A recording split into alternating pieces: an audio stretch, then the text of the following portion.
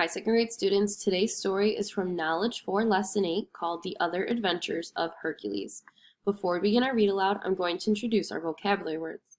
Our first vocabulary word for today's story is the word accurate. Repeat after me.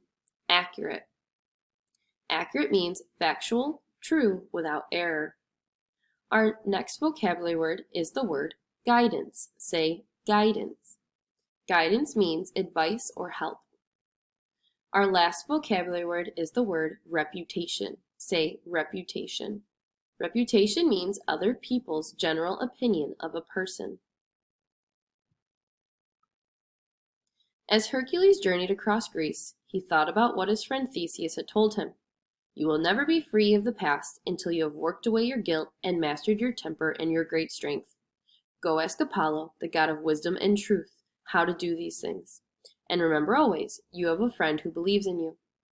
Hercules traveled up into the mountains until he reached Delphi, where there was a famous temple built to honor the god Apollo. In a cave behind this temple sat a priestess. When someone asked her a question, she would go into a trance, as if she were asleep, and Apollo would speak through her. The words would come from her mouth, with her voice, but the Greeks believed they were truly Apollo's words. Hercules asked for Apollo's guidance, and the answer came back. Go to King Eurystheus and do as he commands. Thus began the most famous of Hercules' many adventures. King Eurystheus sent the hero out to perform the most difficult tasks he could think of, 12 in all, and these daring deeds became known as the labors of Hercules. The first of these labors that King Eurystheus commanded Hercules to complete involved a large and dangerous animal. King Eurystheus was a small man, and he paced nervously back and forth in front of his throne as he spoke to huge Hercules, who stood listening. In another part of Greece, known as Nemea, the king began, there lives a dangerous lion. You, Hercules, shall subdue the lion so he won't ever hurt anyone. I am told that the lion's hide or skin is magical. No material known to man, such as metal, stone, or wood, can cut the lion's skin. You will have to think of another way to stop it. Bowing, Hercules said, I do not know how I can do this, but I will try. However, as he left the throne room, he thought, perhaps the story is not accurate. Perhaps the hunters simply have not gotten close enough to shoot their arrows at the lion. But I will bring my own bow and arrows, as well as my heavy stone club. Hercules journeyed to Nemea, and at last he found the fierce animal out in the forest, sleeping in the midday heat. Hercules moved forward until he had a clear view of the beast. Then the hero drew an arrow from his quiver and set the end to the string of his bow. Drawing back the string, he took careful aim and then let go. But the arrow simply bounced right off the lion. Its hide was indeed magical. The lion was unhurt, but it still felt the blow. It awoke and leapt to its feet, roaring with rage, and then charged Hercules. Throwing down his bow and arrows, the hero stood waiting, his heavy stone club in his hand. When the lion leaped at him, Hercules simply stepped to the side and let the lion sail right past him. Then Hercules struck with his club, which would have been powerful enough to knock down an elephant. But the Nemean lion, protected by its magical hide, did not suffer terribly from the impact. It only sank to the ground for a moment, stunned.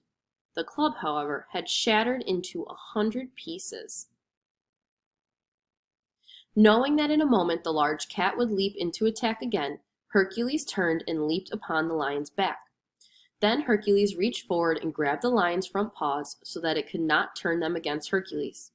The furious beast rolled on its back on the ground and tried to shake him off. But Hercules' strength was too much, and he was able to subdue the lion. Catching his breath, Hercules thought, the report was true. The lion's hide protected it from my club and my arrows. If I could wear it, it would provide me protection against swords and arrows. How can I possibly do this?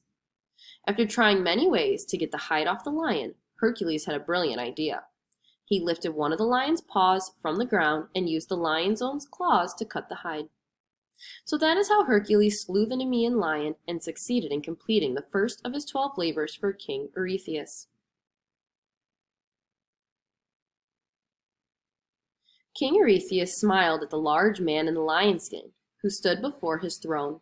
"Hercules," said the king, "I have another labor for you to attempt or try. I want you to bring me 3 of the golden apples of Hesperides." This startled even Hercules.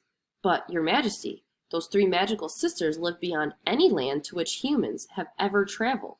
According to stories, in the middle of their garden is a tree from which there grow apples of real gold. The sisters keep the location secret, for otherwise people would constantly trample the place just to get the gold. How am I to bring you these apples if no one even knows where they are or if they even exist?" The king just shrugged. "If it were easy, Hercules, I would not need you. Now go." So Hercules, who traveled through the known world, now set sail for the unknown world. He sailed west, and after searching in vain for several weeks, he thought, there must be a better way to find Hesperides. Suddenly he grinned.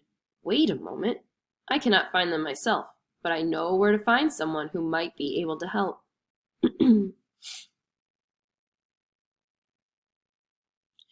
You see, the Hesperides were the daughters of the biggest and strongest of all the giants, Atlas. The giants used to rule the world before Zeus became king of the gods. After Zeus became king, he punished Atlas for fighting against him by having him stand and hold the entire sky on his massive shoulders so that it would not fall down upon the earth. Hercules journeyed until he found a range of enormous mountains. In the middle of them stood Atlas, bent beneath the weight of the sky. Hercules shouted, "Hello, Atlas!" Atlas squinted downward, calling in a deep voice, "Who is there?" "It is I, Hercules. I have come to ask a favor." Then Hercules explained his mission to clear his reputation as a man of bad temper, ending with his request, "I hope you might direct me to your daughters in their garden." Atlas replied, "I would gladly do so, but my daughters made me promise never to tell anyone where it is. I cannot break a promise, not even for you, Hercules. I would get you the apples myself, but I dare not set down the sky." Thinking for a moment, Hercules said, "I am nowhere near your size, Atlas, but you know I am strong. Perhaps I can hold the sky while you go and get the apples I need." Atlas had stood unmoving for so long that now even his ideas moved slowly. Finally he agreed, warning, "Brace yourself, Hercules. Even you have never held a weight such as this one." Slowly, the giant lowered himself to his knees and transferred onto Hercules' shoulders the weight of the entire sky and everything in it. Even Hercules, as strong as he was, staggered a bit. Then he found his balance and said, "I have it now. Hurry back, Atlas." The giant strode away with mile-long steps. For a long time, Hercules stood bent beneath that immeasurable load. At last Atlas returned and showed Hercules the golden apples, but to Hercules' horror, Atlas told him, "I have held the sky almost from the beginning of time, and until today I could never set it down. Now I know someone else is strong enough to take over the job. I will take the apples to your king." Hercules did not like this idea at all. Knowing how slowly Atlas thought, however, the hero answered, "I did not know I would be holding the sky for such a long time, Atlas, so I was not careful enough when I took it from you.